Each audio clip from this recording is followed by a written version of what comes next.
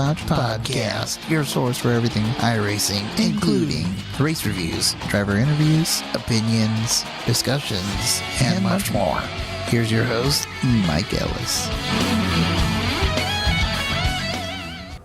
Welcome to the iRacers Lounge. I am your host, Mike Ellis. iRacers Lounge is a podcast for the iRacer where we talk all things iRacing in a casual setting. Joining me are the usual characters, Chewy 55, Carlos Fonseca, Jose Pabon, and special and returning guest, Logan Clampett. What's up? I'm good on this afternoon. How are you? Real good. So Logan, thanks for joining us again, and wanted to get an update on how your season has been going with the Peak Race, Peak Antifreeze series. And we've been following along your progress week to week since the last time you've been on, which I think was at the beginning of that season. So tell us, how's it been going? Well, as everyone knows, I obviously missed the first 4 races, and we're trying to overcome that. And usually, like every other race, we get around 20th, and then we get, around 10th. And just last week, we had a decent run going, but not great. We're sitting like 35th in points, about 30 points out of the top 30, which is, you have to get top 30 to maintain a DWC license. So in the next few races, we're trying to aim for that, but we're slowly trying to take our time. Yeah, boy, and what you're describing is some really stiff competition. Did you think it was going to be this hard when you started? I don't think you did. I don't know. I was actually expecting it to be a lot more difficult, honestly. I mean, it depends on, setup every week and stuff, because sometimes we have bad setups, sometimes we have good setups, but the usuals like Ray Alfala and PJ and Kenny and all the other guys that have been in the series for years are up front most of the time. Yeah, and it's hard to break that juggernaut, obviously, or break into it. Well, very good. Why don't you update us on your team? Has anything changed there, and how's that going as far as helping you get those setups? On HPM, we normally work as a group, and we don't test that much. Probably about, I'd say, 4 hours per week, somewhere around there. And every other week we have good setups. Like when I returned, we had just an awesome setup at Texas, and which got me top 5 in my first series start, and also at Chicagoland, which I got 7th. And but normally not much has changed over on HPM. Great. Yeah, the continuity is obviously a plus usually. Well, last week you guys went to Kentucky, and looking at the results there, Ray Alfala and just the guys you named, PJ Sturgios, Kenny Humpy, and Jake Sturgios are your top 4 there. And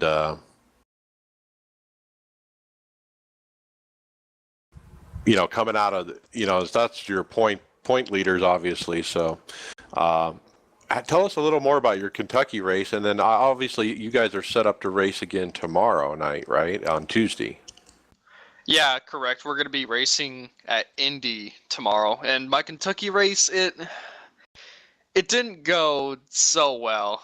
Like probably around halfway through the race, our setup wasn't great. It was a complete dump truck, and I was sitting around 13th, somewhere around there, and I tried, getting off to the pits pretty quickly, and I believe pit road speed was 50 miles an hour, and I gassed it up a little early and got it to around 53 miles an hour at the line exiting pit road, which got me speeding, which led me to going a lap down. Caution came out, got back on lead lap, and it was very difficult to pass in the back, and because everyone's just so even.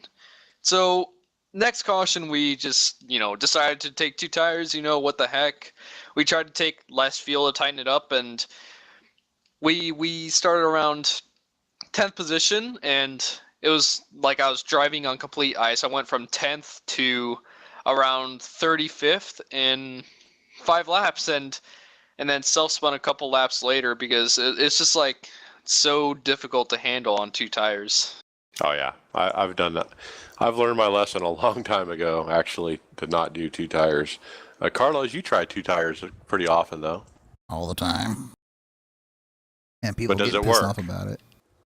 What? But does it work is the question. Well, it depends on how many laps, how hard you were pushing, and how long of a run you think you're going to get. Yeah. I think most people fall into what Logan was describing, where it's just like ice and it's impossible to drive. Oh, My question, is it realistic? I mean, is it Definitely realistic to different. real life? I don't know. I'd have to say no on that one. I would have to agree. I mean, it's not realistic, some of the ways that the car handles when it comes to real life. Putting on 2 tires shouldn't have had such a dramatic effect, making it such like ice or so loose that it was undrivable. That's That's something that I think, that should be resolved in iRacing itself. Because if you go 2 lefts, it makes the car drivable but real tight. So it's just really weird, and I don't know. It just seems like the left tires aren't doing enough work. Speaking of tires, I'm going to kind of throw in a topic here, but the real NASCAR race at Indy, we saw God. Kyle Busch, with no tires, still win the joke. race. With people behind him with tires, can't get by. And he's driving away from them with no tires.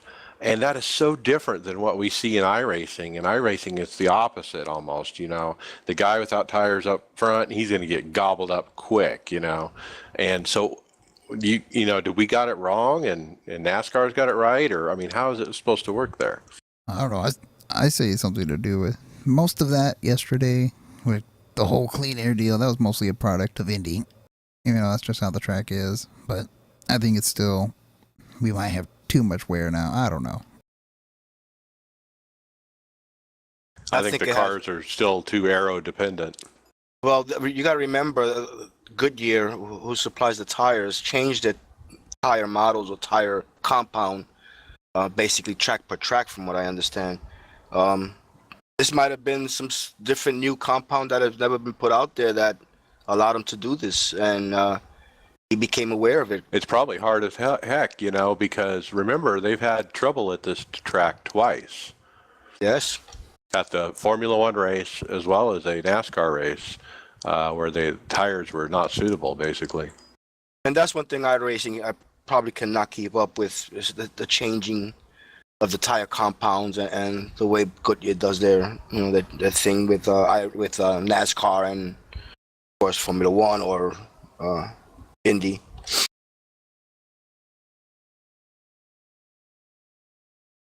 All right. Logan, what you guys thinking over there, when you're running the peak about tires and whatnot? Do you think strategy's following real NASCAR? You guys are doing something different than them. Maybe a little bit different, but not by much, because usually the pit window in NASCAR is the same for peak, honestly. It's surprising. But the it's tire just window, almost you mean, spot not on. necessarily the fuel window. The entire race. Just I don't really No, what I know. mean is tomorrow when you go to Indy, the fuel window is 32 laps, but you're not going to go that long. You're going to actually pit on about 28 or 27, right? Because you want fresh tires.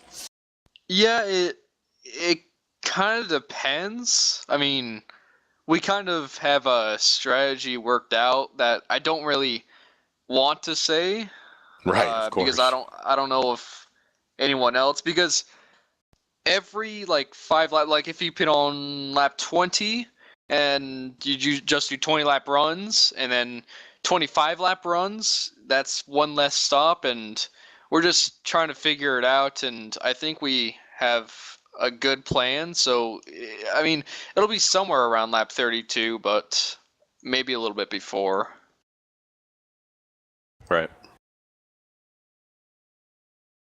All right. So Indy is tomorrow for you guys, and boy, track position is king, is what I learned racing Indy this last week. You going in there with a big emphasis on qualifying, I presume? I'm a terrible hot lapper at Indy. Actually, I'm just not great at Indy overall, but I'm gonna try and get as best of a starting position as I can, because at every track, every race and peak, since everyone is so even, track position matters a lot. Yeah, especially in this series. Correct. Well, even though, you're having some tough results over there in a lot of those races, I looked at your last top 10 races at official that you can see on anybody's profile page. And I tell you what, you got 8 out of 10 are top 3. And out of those 8, you have 4 wins. So 4 out of 10 are wins. You're no slouch, obviously. And this is across a wide variety of series. A car, C car, street stock, late model, legends, etc. So, boy, you're getting it done. You're doing a lot of other racing too.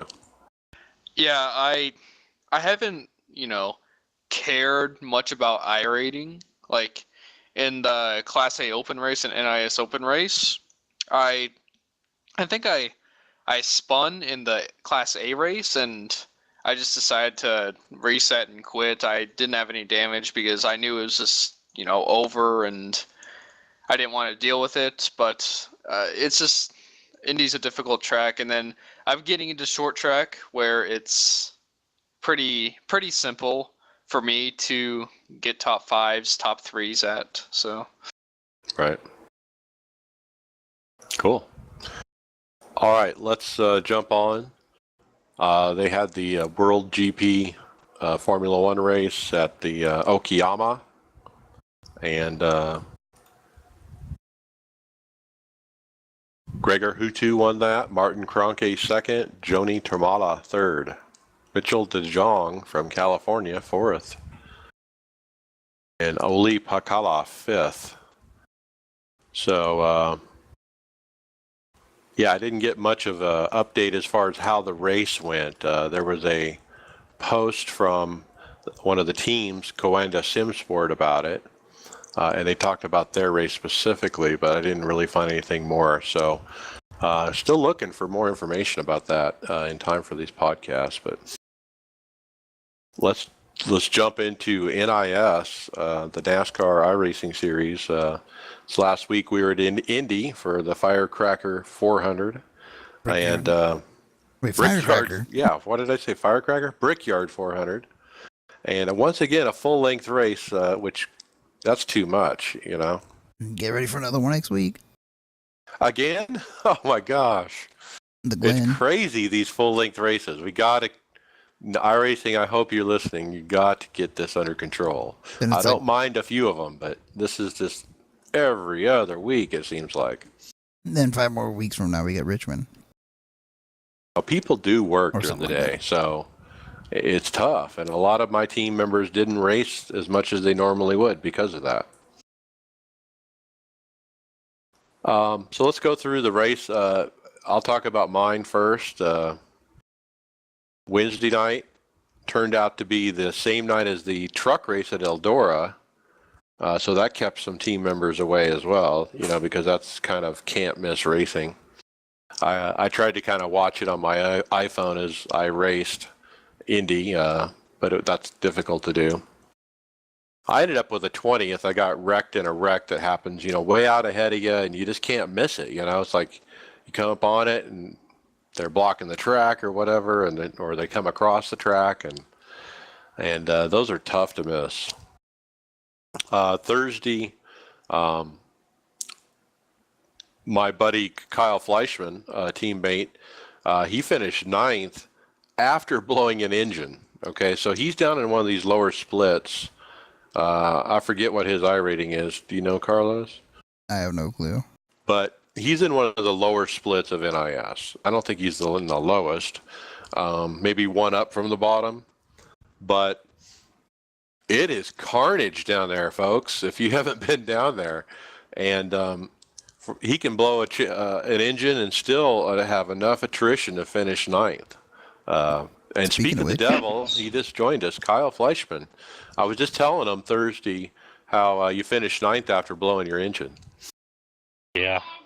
About 33 laps into the race, I just lost it going through turn one and nosed it into the inside wall.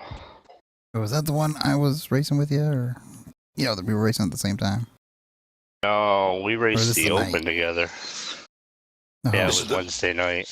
This is the fix on this is the fix on Thursday. Yeah, that fixed setup at Indy this week I thought was probably one of the worst fixed setups I've come across this season. Garbage, huh? And we never say, oh, that was a great set, do we? No, I think the tire pressures are just way too high to begin with, so that's where they can start. All right, I'll finish mine. My results here. I finished ninth on Thursday.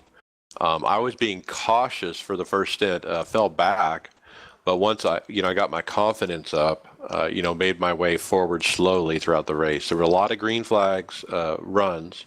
I finally caught a caution. Was actually the lucky dog when that happened. Kept it on the lead lap because of that, and just kept it clean as everyone else wrecked, and finished ninth. And it was a great run. 11th on Friday, which was a very similar situation. Just kept out of the wrecks. Saturday and Sunday not so good. 17th and 15th, basically just getting caught up in people's wrecks. Sounds like my fixed. So, Carlos, how was your results? Both terrible and good, I guess. I don't know. I'll start off with terrible, I guess, which that was Wednesday afternoon. Had to do those midday, what was it, 5 p.m. Eastern? One of those races. I usually always do those when it comes to full-length races. And, right, the early start. Yeah, it was like a 4,000 SOF. Wasn't too high of a top split, but I was in top split there's only 26 cars running in that split, so I finished 22nd out of 26 after letting rage get the best of me, and I don't know, ran into somebody because thought he purposely ran me off the track, but it turned out a screen went blank, and I felt real bad about it, but karma got me, and I got 22nd, but Open was a lot better. Just ran a random set that one of our teammates threw up and had to work on it throughout the entire race and ended up with the 9th, I think, 8th or 9th. That was the one that was real super tight. It was tight, then we had to throw huge changes at it to get the turn going in. Yeah, that was the same set. That's when you and I raced together. That was Dave's setup he put up for us, and we had to throw some huge offset changes to it. Yep. Get it to rotate it all. All right, and then you did run the weekend, right? They who, me? Yeah. No, I didn't. I only ran the one and done. One and done. Yeah, I did the same thing. I ran the Open with Carlos, and I got a 5th out of it with the same setup. Well, I probably would have ran every race if it was a regular half distance, but full length only one and done. So, Jose, you also, I think you had the best results of the team. Tell us about your week. I actually also had to do a one and done deal on both the fix and the Open. I had family members over and didn't have the opportunity to race the other days. But I got lucky. On the first one, which was the Open, I ran clean throughout the majority of the race and kept myself in the top 9, top 10 most of the race. I was actually running like 3rd position with 20 laps to go, and I had to pit, and this was under green flag condition. Unfortunately, I went in very, very hot and ended up hitting the wall. I lost control of the car, hitting the wall, damaging my car slightly in the front end, so I lost a lot of speed on it.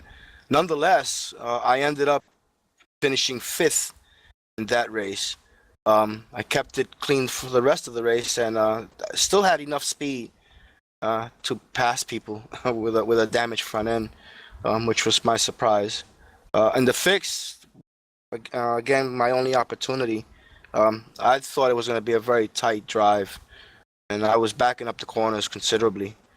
Kept the car clean again, ran in the top 5 most of the race. Ended up finishing the race cleanly with a top 4 finish, and that was to my surprise. That was not expected, especially at Indy. I do not run well at Indy, and that particular setup was slightly tight for me when it came to racing. The thing I want to point out is during that Wednesday night, that open race, you were in position to win before you hit the wall there and messed up. I just want to point that out. You were, going to come out of that stop probably close to the lead, or if not with the lead. It would have been a good shot for the win because I was playing the tire game more so than the fuel, both for the fix and the open. It worked very well in the fix. When I pit in the fixed, I pit with 25 laps to go. I came out P12, I think I came out, and I was able to run down practically almost everybody except for the top 3 guys, and that's only because I just did not have enough time. In the open, with 20 laps to go, I was pretty much on the same pace, and I was running 3rd when I went into the pit, so I had a really good opportunity to get a win there.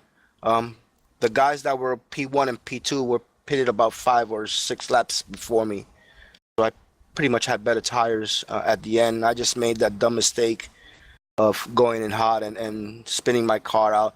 Luckily, I was able to spin my car out back into the pit, but it did gain me a 15-second penalty, and that's what kind of killed me. Yeah, the penalty was what killed it, huh? Yeah, it's a 15-second speeding. You might have been okay without the penalty. Yep, because I did not repair the car. I was only 1 minute and I think 30 seconds of repair. So I knew the car wasn't that damaged, and I could have given it the 20 laps that was remaining. Fortunately, I just made that dumb mistake. And live and learn. That's one thing about a heck of a run, Jose, and you definitely brought your iRating up this week, it sounds like. So. Yeah, I was upset because I did last week. I did not have a good race in none of the races, and my iRating took a very big hit. I was able to regain a lot of it in just those 2 races, and I was actually happy about that. Yep. Well, great run. Kyle, you had some good runs. Do you have any other notes about the NIS? No, just forward to Pocono. Sorry to say next. that, but I didn't I'm have a happy good run it's there not the a first full-length time, race. That's all yeah. I care about. Yeah, I agree. It makes it a little bit more reasonable, to have a family and whatnot if the races are only 2 or 2.5 hours. Yeah, I'm really looking forward to coming home to Watkins Glen, so.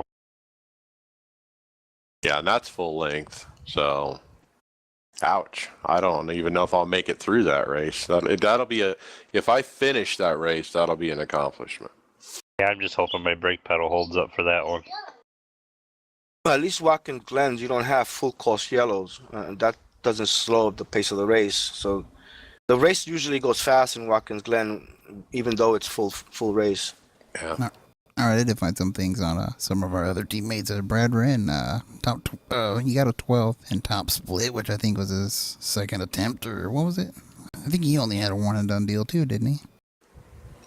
Yeah, he did do a one and done on both. But yeah, that's a great finish, especially top split. And that was a high I forgot to too. mention I made top split, I believe, on Saturday morning. Oh yeah. But got wrecked. And Brad Mittler looks like he got a 5th in open, but I have no result in fixed. I don't really know how he finished. Yeah, there. I don't think he ran too many either. So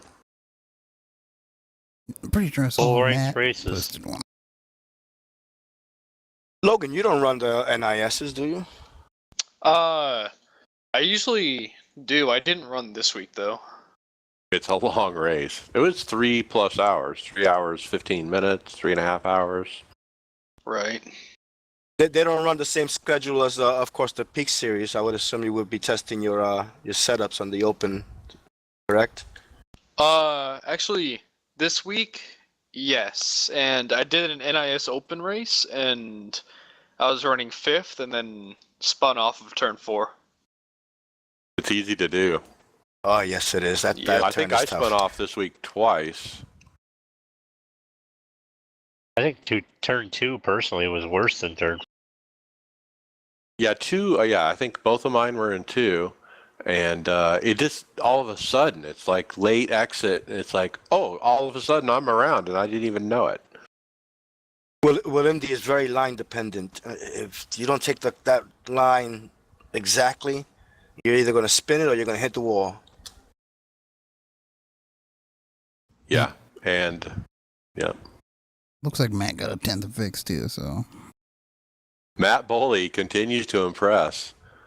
How many weeks now have we called top 10s for him with limited starts? Don't know. It's like 5 weeks in a row or something. It's crazy.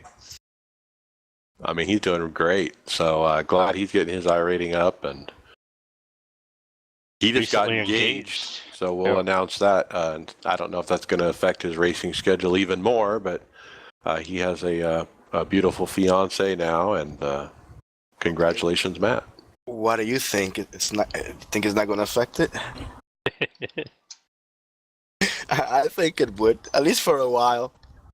Well, us old married guys who've been married for a while, it's a different scenario, I think. Exactly. Yeah. Go when you're dead. Let's get away from the wife for a little while, right? No, it's Okay, usually so- them showing us. Any more notes on Pocono or thoughts about Pocono? Carlos, you were practicing with the Pocono fixed setup, and you mentioned that it's actually better than it was before. Well, it's not that much better, but it's better. Definitely, you can at least stay on the gas a little bit longer. But I don't know. I'm looking forward to having fun at that track. I don't know why. You can just throw it around this time. Yeah, I'm intrigued about that. I'm interested in how we're going to run in Poconos this week. So are you thinking it's better to be smooth or be aggressive? Hell, I have no clue. In Pocono? Yeah. Smooth. You're too aggressive, you might hit the wall, or you're going to hit somebody that's going to hit the wall, or you're going to lose it and spin it after, turn 2, turn 3. The whole track is pretty tough. All right. So my final thought on NIS is when Logan was talking earlier about the peak and how he's been running over there and how the competition's really tough. That's kind of how I feel sometimes, and I can really relate to that when I'm running the top split. Sometimes when the attendance is down, I can make top split with my particular iRating, and I get in there and I'm like the slowest guy sometimes, or I'm just the guy that just stays in the back and I can't seem to move forward. But just struggle to use racecraft and survive and get a result usually. But boy, when you were talking about that, I can really relate to that, and I feel like I'm sometimes racing in splits that are a little above my head. Logan, why don't you take up the next topic here?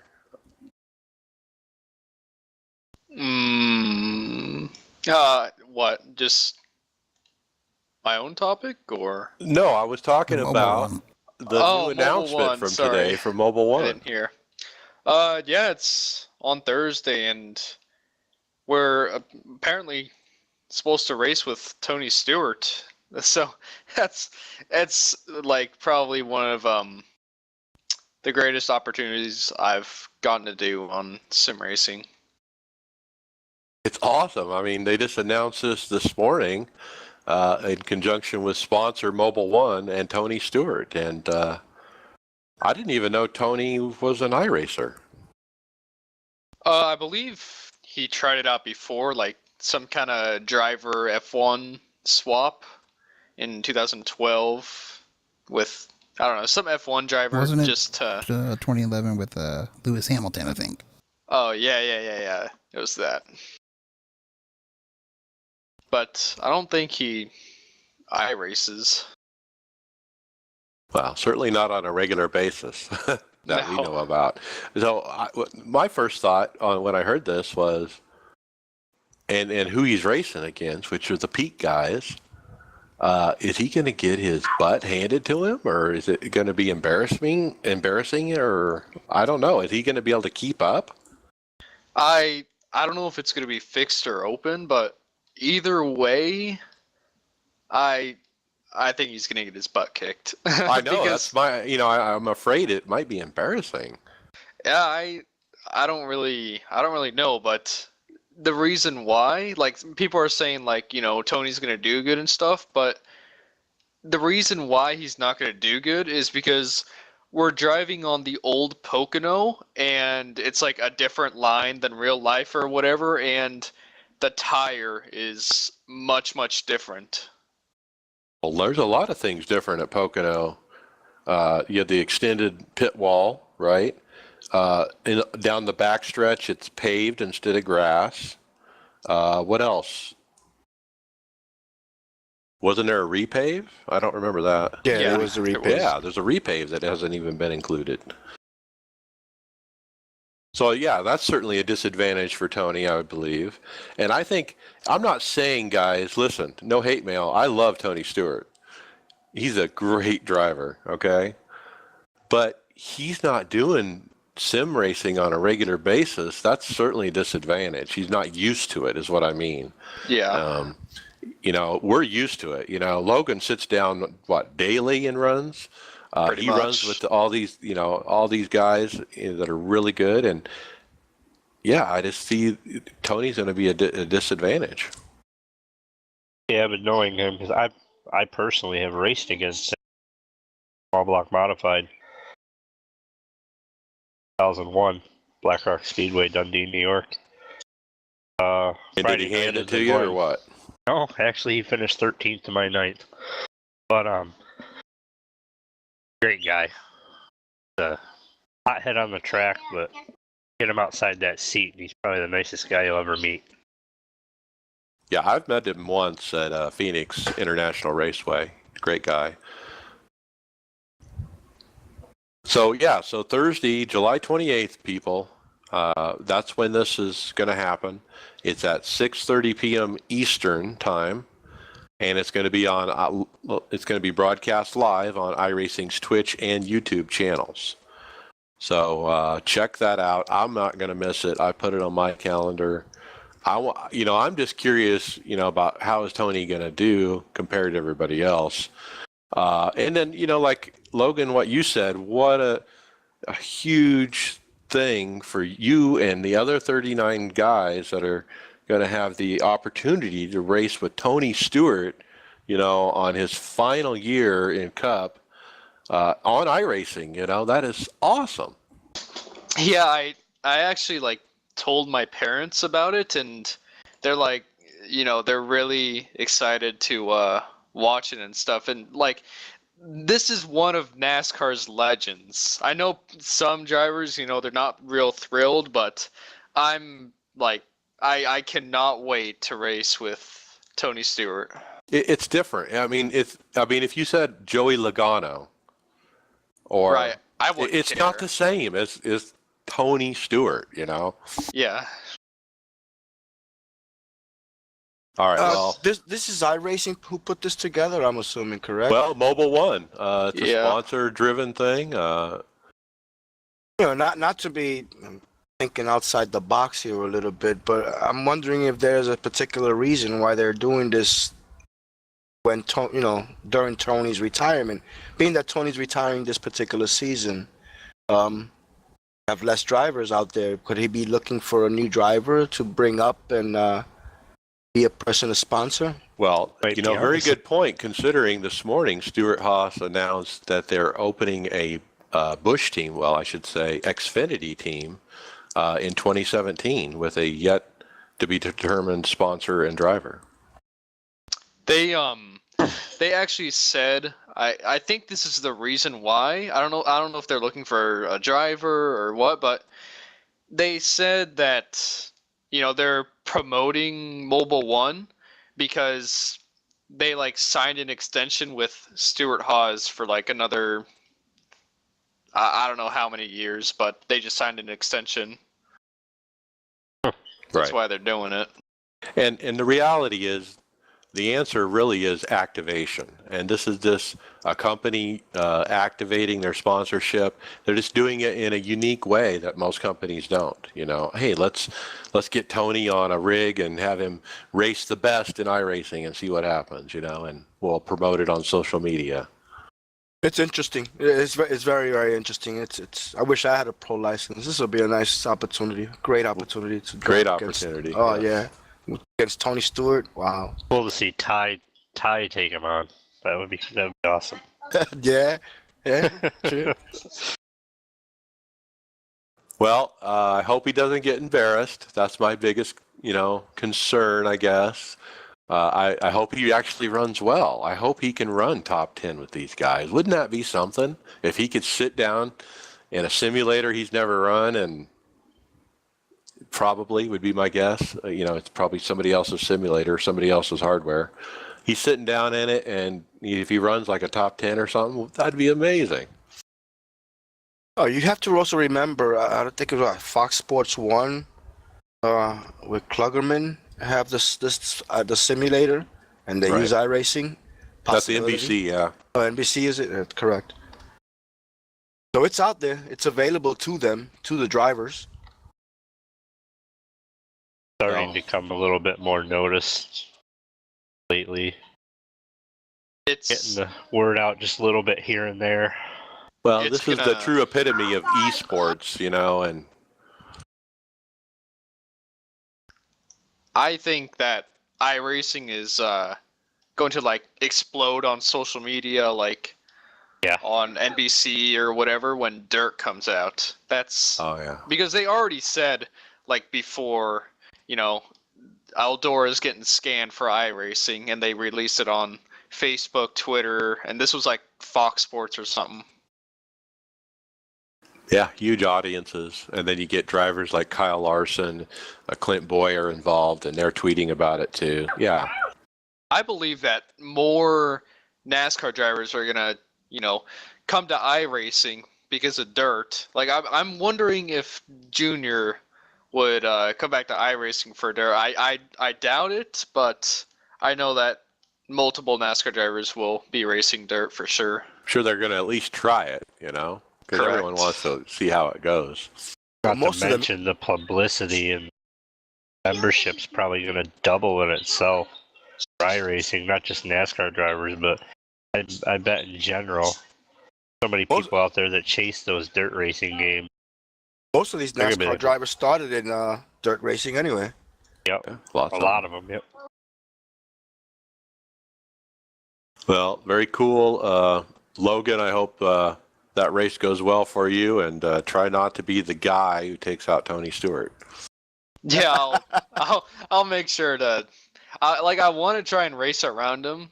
Just Oh yeah, you got to get a screenshot, right? Yeah, screenshot. I want to take one screenshot of just side by side with them. That would be awesome, and just kind of race around him for TV time or something, because I know there'll be a lot of viewers and they're going to be paying attention to Tony Stewart the most. Yeah.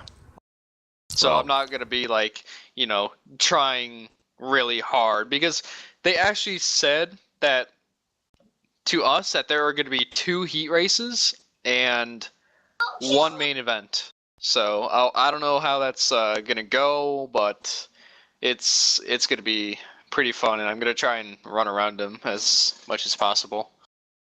Well, very cool. Very cool. I'm looking forward to watching, and we'll see how that goes. So, Tony Stewart coming to iRacing.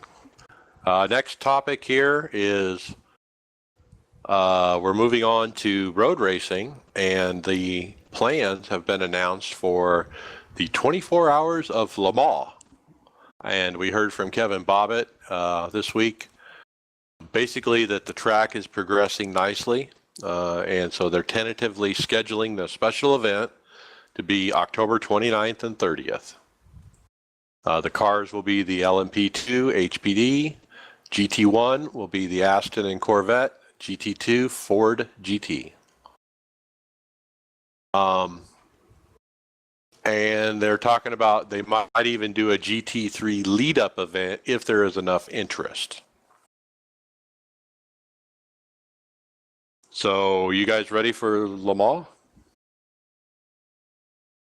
Got me. Yeah, that's 24 kind of hours. fits into the category of the Nürburgring, and I Yeah. didn't Yeah. purchase that. 24 hours of a track that we still haven't driven. Yeah, very tough. I'm ready for it. So, Carlos, are you planning on at least organizing a car for our team and try to coordinate if you can get enough people to do it? That's a long race on a brand new track. Yeah, I'll figure something out. All right. Yeah, you might have to join others. All right. So next up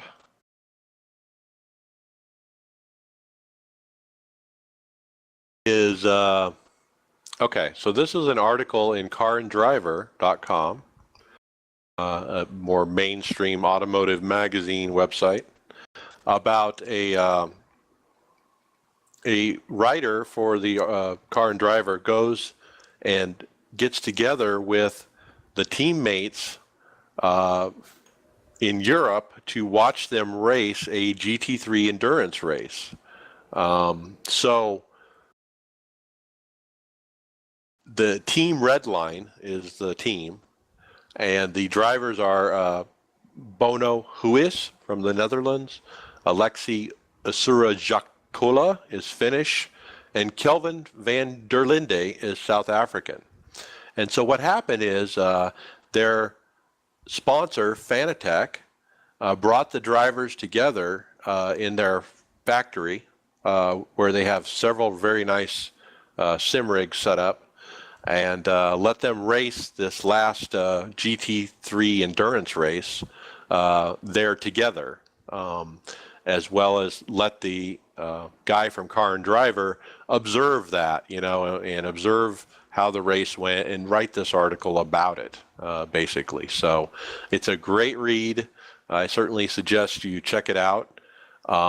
If anything, just to look at the really cool rigs they have set up there at Fanatec.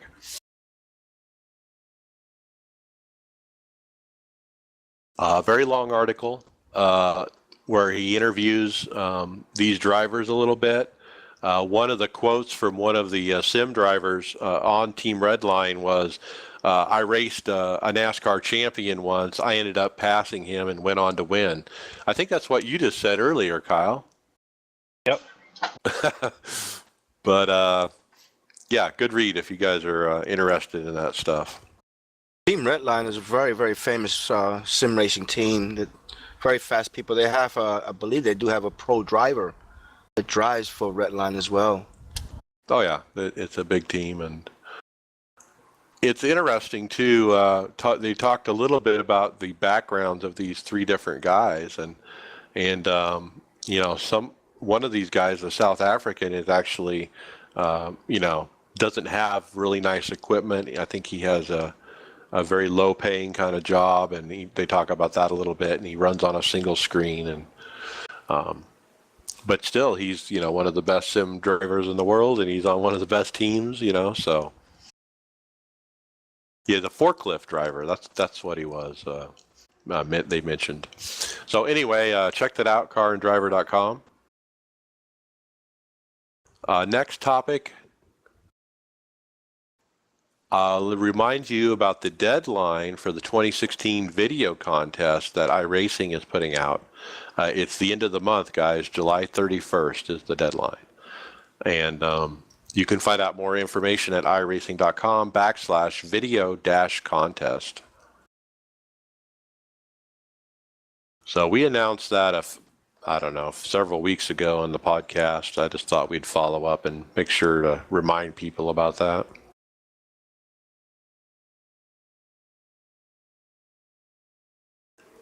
Next was on social media, iRacing posted up a picture of the annual iRacing Finland club meeting. And boy, what I thought was cool about this picture is what a turnout. They have a couple dozen people there. And, I guess I'm going to ask, why can't our clubs get together like this and have these kind of get-togethers? Have you guys ever got involved in a club to get together? Well, There's been a couple in the New York club where I race Have you New Jersey? pole attended? position or something like that, but There's been some postings in the forums in my section also about get-togethers, but I've never been interested in it at all. a lot of people that are in the club, and most until it comes time to the big event there in the fall. You know, with the whole world event stuff going away, I think the importance of clubs kind of went away too. Well, this Finland picture that you that I see Will Tell, who's race spots announcer, I believe it is, for iRacing. He's also in those short videos that you see for YouTube, Oh yeah. the iRacing. So he's pretty famous around the Finland area. I would assume that a lot of people in his area would like to meet him. That's probably why the big group. Besides, they're all very big iRacer fans. Well, I'll tell you my experience with club meetings. I'm in Club West, which is a big geographical area of Arizona, New Mexico, California, I believe. No, it's everything but California. Nevada, Utah. Anyway, West Club. And there's been a couple, like you said, in the forums where they, try to put together a get-together, and I tried to participate a couple times, and I actually did, where we got together at the Phoenix International Raceway during one of the races. And guess who showed up? The president of the club and myself. There were only 2 people there. So that's my experience. It usually doesn't work. Definitely don't see. So anyway, cool for those guys getting together. Other thing we saw this week, iRacer Jap Rollman put on his iRacing channel a new video called Choreography, and it's just one of those. It's one of those fan videos, where you have music set to pictures of cars going around track, and that's all it is. There's nothing more than that, but it's really nice, and he's got some great, shots of basically road racing kind of stuff set to classical piano is basically what it is. Kind of a neat watch. I did watch it earlier today and checked it out. Search Choreography iRacing in YouTube. All right, next up is a post in the forums by Tony Gardner about the connection issues since the last update, where there was a forum thread about the red Q bar where people were getting disconnected.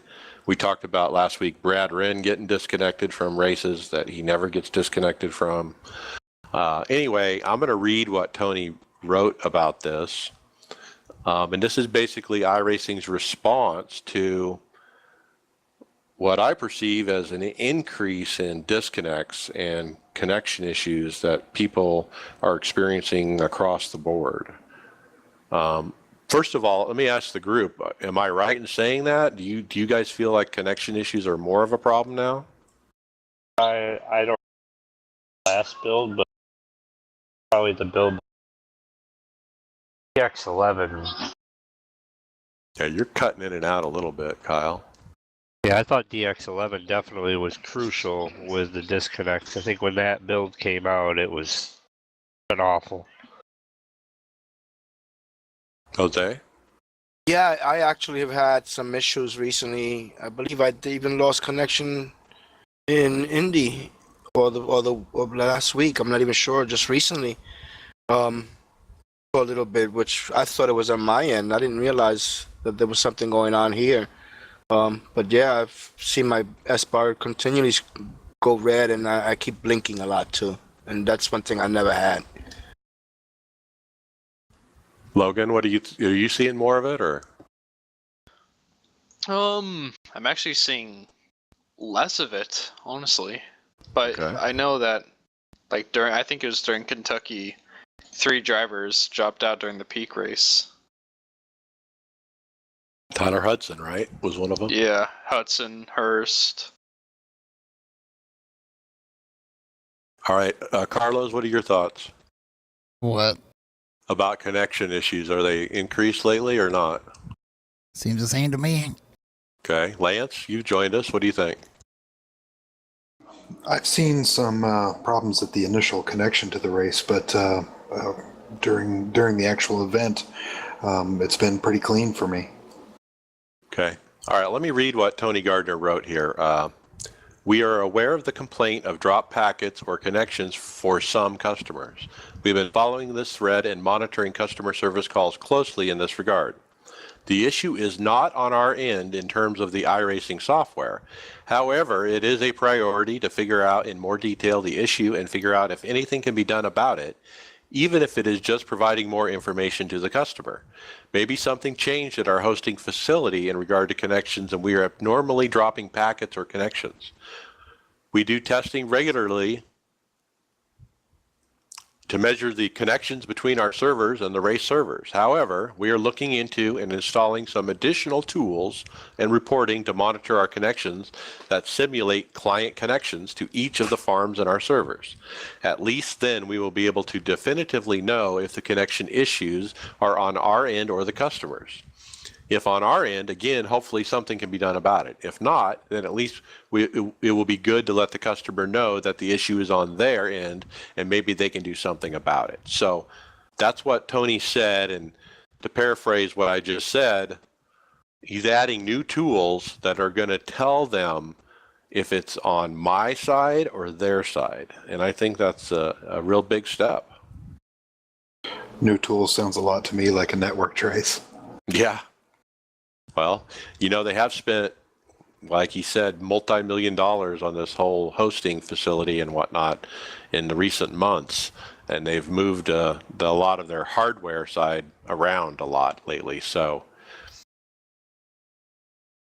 Yeah, they could have a server farm that's getting hit somewhat with some irregular IP activity. It just I'm not a network technician. I'm a computer repair guy, but I listen to our network admins all the time, and they talk about running traces frequently to find out why network issues are happening.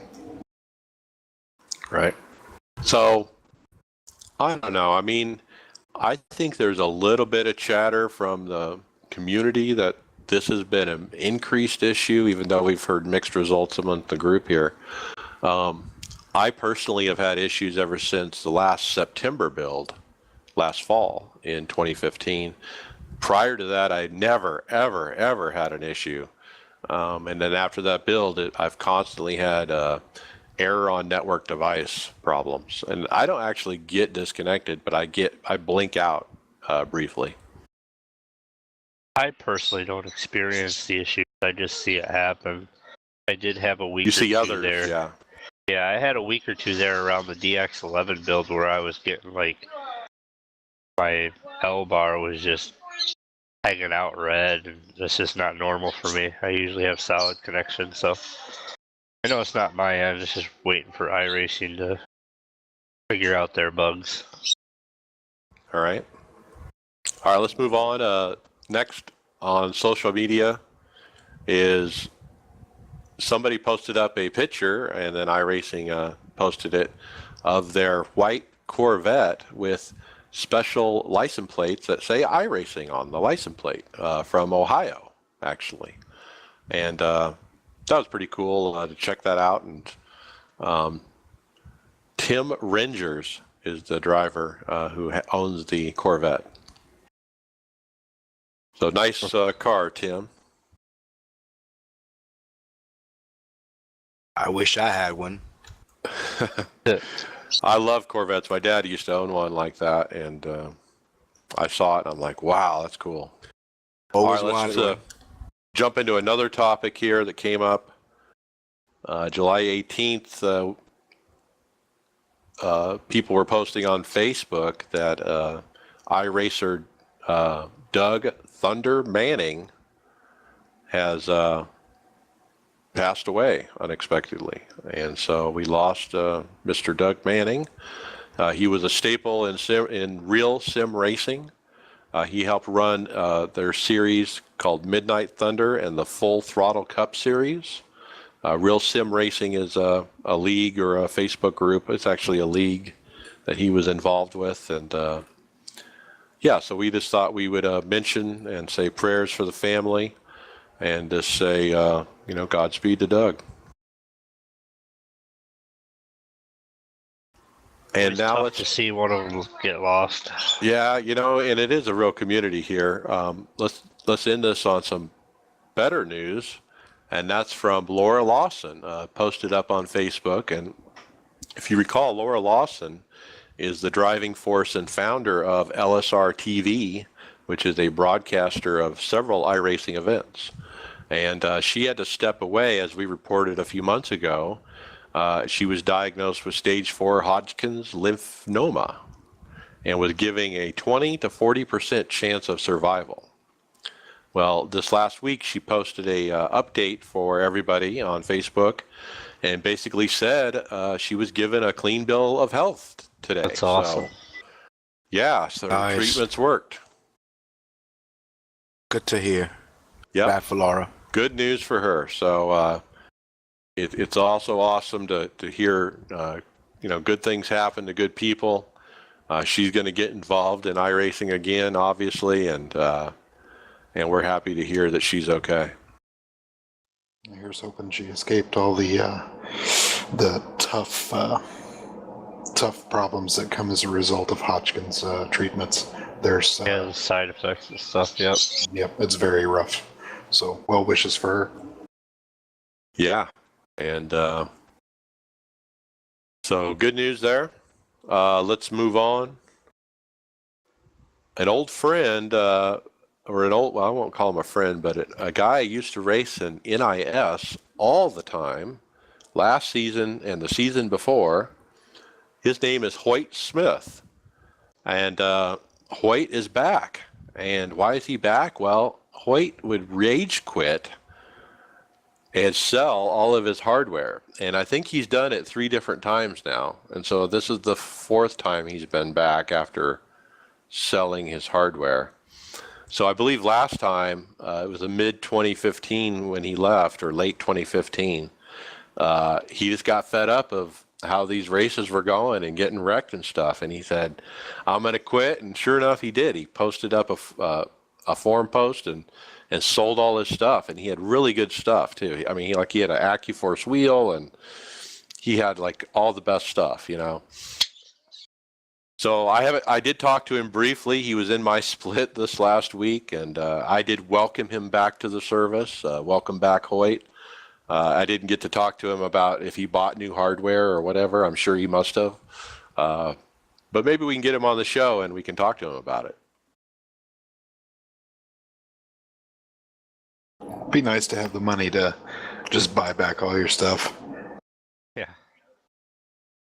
Well, let me ask you guys that. There's a lot of sim racers that I get the impression that they feel like sim racing equipment is interchangeable for cash. It's like, oh, I'm out of money and I need to pay bills. I'll just sell, my wheel or my gear shift or whatever.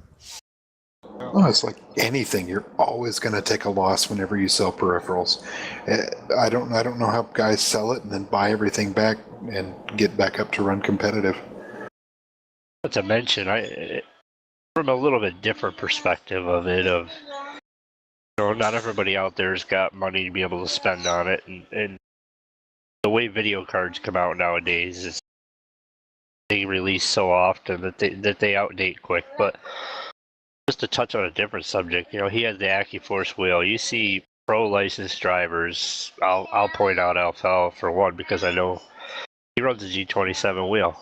It just goes to show you don't need the best equipment. Performing driver on the service.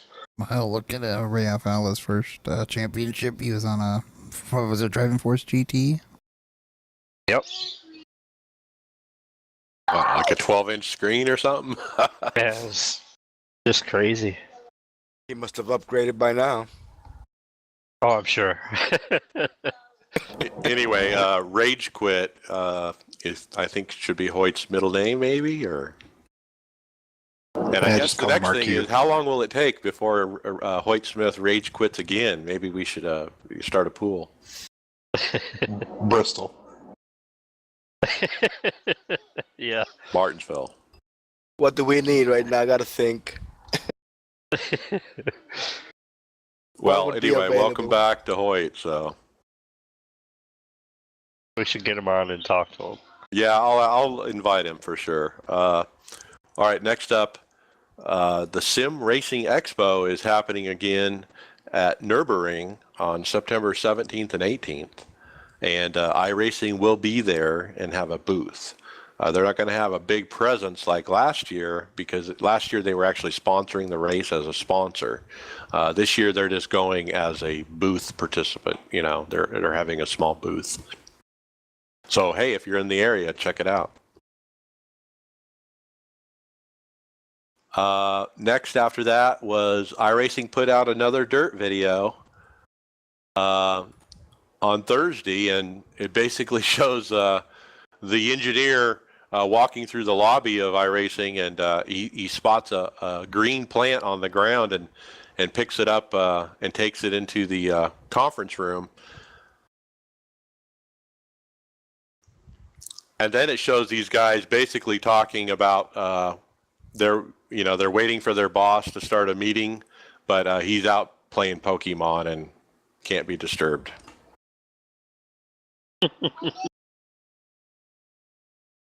So I guess it's just iRacing's way of getting on the Pokemon craze. Oh, if there was ever a group of people that deserve to go into the Tripper Shredder, it's the Pokemon gang. Well, anyway, that was funny. Next up, okay, is hardware section. We're going to kind of cruise through this. We're running a little behind. NVIDIA came out with a YouTube about the Dead Mau 5 project. I don't know if that's how you say his name.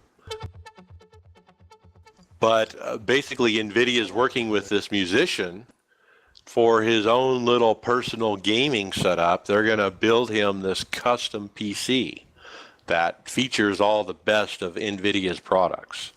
And this is the first video, episode 1. There's going to be several episodes about the computer build, but the first one is just basically an intro to the project and some elements of how they're going to do the color or the design of the case itself. So I intend to follow this video series as they go through it.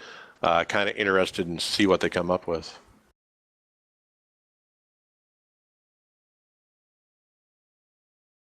I guarantee you'll get fed up with the pretension of the EDM crowd.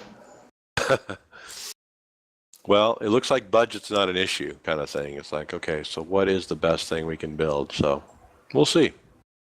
Next up was another video put out by CXC Simulations. We talked about them. They have motion rigs. They're out of California. But they got Porsche driver Patrick Long in one of their rigs, and it's a VR rig, as you would call it, where there is a screen, but he's not using it. He's got the VR goggles on, the Oculus goggles. And it's a video of him going around the track, and it's pretty interesting to see how he's, turning his head and whatnot, and the motion rig is shaking him around, and he's sticking his tongue out, like he's trying real hard. Yeah, I've actually had a chance to, not with iRacing, but I've run a racing sim with some VR goggles on, and it's a heck of an experience. I am very interested in trying that. I almost feel like I would just get. Yeah, give me the barf bag is what I'm thinking. I mean, I thought it was bad when I first got my Obuto back in March and mounted up my triples to it, and I was sitting so much closer. I was dizzy for a few weeks trying to run in that. I can only imagine what wearing VR would be. Yeah, if you have vertigo or any symptoms of vertigo at all, VR is not for you.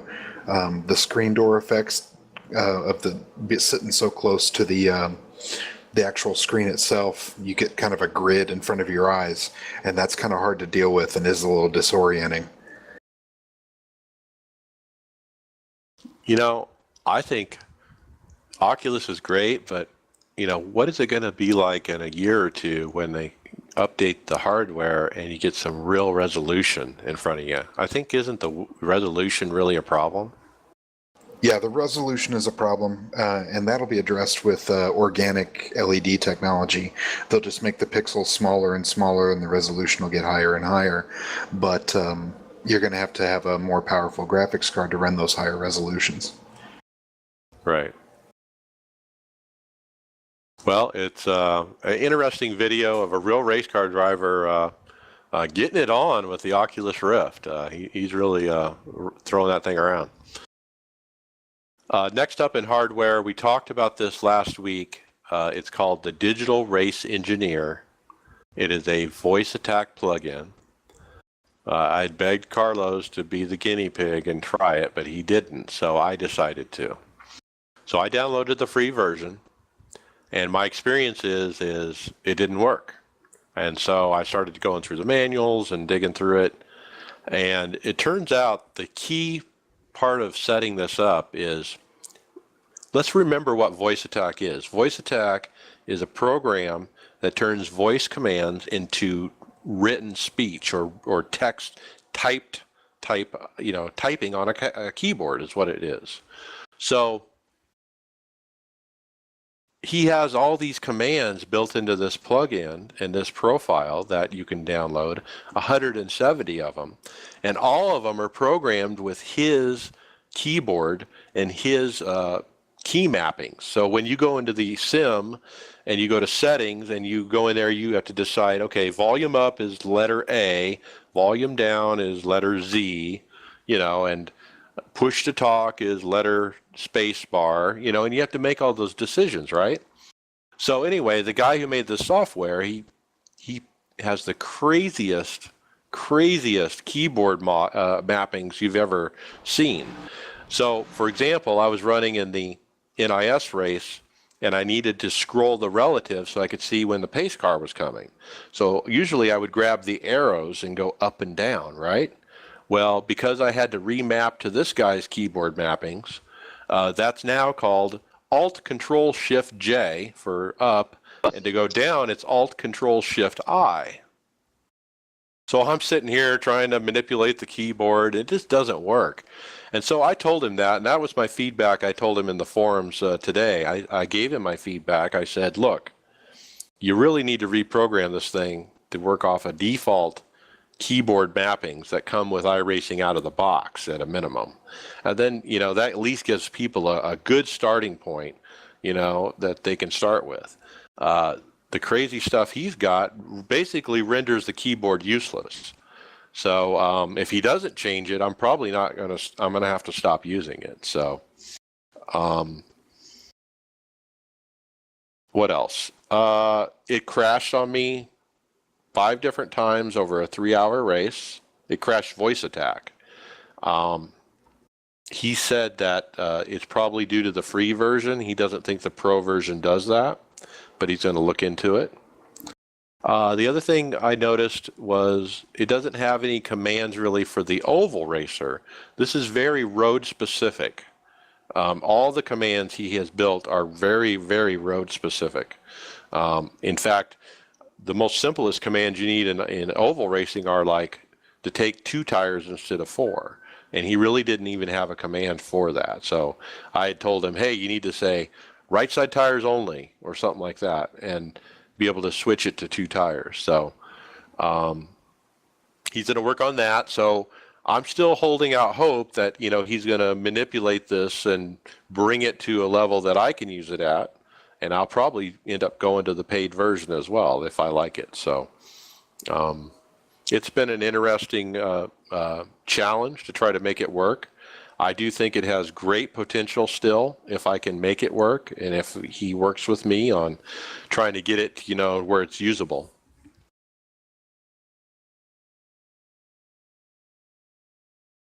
You I can't think as long as he modify it? supports his product and be able to.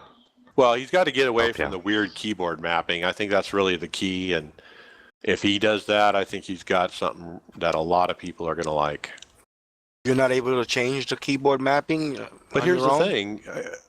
To go through all of the commands he has built, which are, I don't want to say millions, but lots of them, hundreds of them, would take forever, and to remap those. Because you'd have to enter every command individually and then push the keys that you have programmed instead of the ones he has programmed. And the way it reads is, it'll say like, Shift K, Alt H, all these weird keys that he has programmed, but you have no idea what that corresponds to in the sim. So you have to go cross-reference that in his manual, and then you'd have to look it up. Okay, what do I have it mapped to? And then you'd have to remap it to that key. So it's not as straightforward as you would think it is. Yeah, it's not user friendly. That's what I'm saying. You're not able to program it to your key bindings. No, there's no way easily to do that. So Yeah. So I was telling him, hey, just give us your keyboard mappings, the ones that you have it programmed with. That would be way easier, because then you only have to go into the sim and program like 26 keys, right?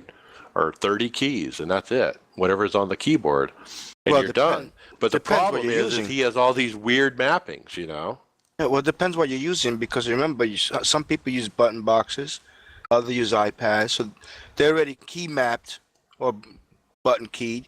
If you're going to start changing it just to accommodate this particular software, then you're not going to be able to use your button box or your iPad or any other. Well, that's a good point. As I've experimented with this for the last week, you're right. All my other stuff is broken. My button box, totally broken.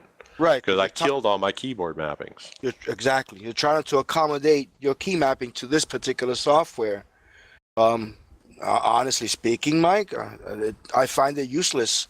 If you're not able to key map your own keys to your liking, because every racer is different. Every racer has different key mappings. So if this software is not allowing you to key map your own keys to your liking, then it's useless. It's only good to him. But the other thing, from my point of view, is the button box software. That's easy to program. That's easier to reprogram. So I'd rather reprogram that than to try to reprogram this voice attack plugin. I'm just trying to figure out the easiest way to do it. But you're right, it does break the other stuff. And I did plan on, reprogramming the button box. But like I said, that's a 5 or 10 minute exercise. It's not a big deal. To reprogram this voice attack plugin, I can't imagine how many hours you could spend working on it. Depends again on how so we'll see. It has potential. I mean, it has some great stuff. Like when I was running Indy, it would tell me when somebody ahead of me is pitting, or it does all these proactive things that are really cool like that. Now you mentioned that it also crashed a lot, correct? It crashed several times. So yeah, he's got some work to do. So, but he's already updated it once. He did do one update since he released it, and it sounds like he's going to continue. So we'll give him the benefit of the doubt, and I'm going to hold out and see how he responds to my feedback, and we'll see how it goes. I'm looking forward to your continued checking into this. Yeah. Okay. High speed crashes every week too, so we can't just judge it on a crash problem. Yeah, I know. That's what I'm saying. iBuzzer, iSpeed. I don't know all that. Well, iSpeed, that's a whole other problem. I can't get that to work. I actually updated iSpeed to the latest version this week, but it still does that whole thing where it blinks out during a race. All right, move on. Moving on, NVIDIA unveils its next-gen Titan X. And it's priced at $1,200, and it will be available August 2nd. And it will hold 12 gigabytes of memory. That's ridiculous. Thing's a monster. So what's with all the video cards lately? It's like, wow, every week there's something new.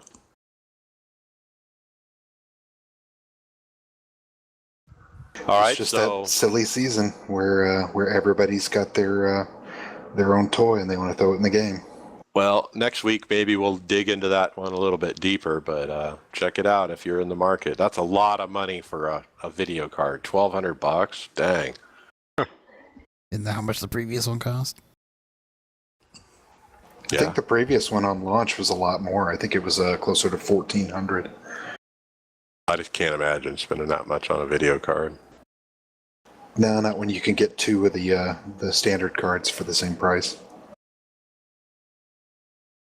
All right, final hardware topic was trading paints went down Saturday morning briefly. Right before the NIS race, I noticed it was not connecting when I booted up. And I Twittered Steve Lavender over there at Trading Paints. And sure enough, within 10 minutes, he had it fixed. And I tell you what, that's good customer service. It was obviously a pretty simple repair. Well, I mean, their entire website was down. If you went to tradingpaints.com, page cannot be displayed is what you would see. Oh, okay. But yeah, he got it up in time for the race. And all right. And that's it. So let's go through final thoughts.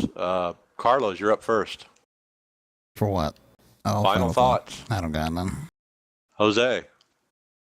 None here. Everything is very good here. Okay, and Lance. Had a good first real week back where I was competing in all the series across the board. Ran really well. Had some problems that were my fault. I'm so happy to be back. I know I say it every week, but I'm stoked. Yeah, and you had some good runs, and yeah, you are in Division 1 with me, by the way. Yeah, I found that shocking. I didn't think I was high enough in the points to advance to Division 1, though I'm really unfamiliar with how that works. I've never. Yeah, the paid cutoff attention. is actually 3,500. So if you were above that, you're Division 1 at Daytona 500. Well, sure enough. All right, Kyle. Oh, I noticed the team didn't have too much time to run this week, but I was happy to see that pretty much everybody got at least a top 10 out of it. So that's good. Let's hope we can take it forward the next week at Pocono and have better results than we did a couple weeks ago there. So Yeah. So my final thoughts is, and I'll mention Logan Clampett had to leave. We missed his out time. So thanks, Logan, for coming on.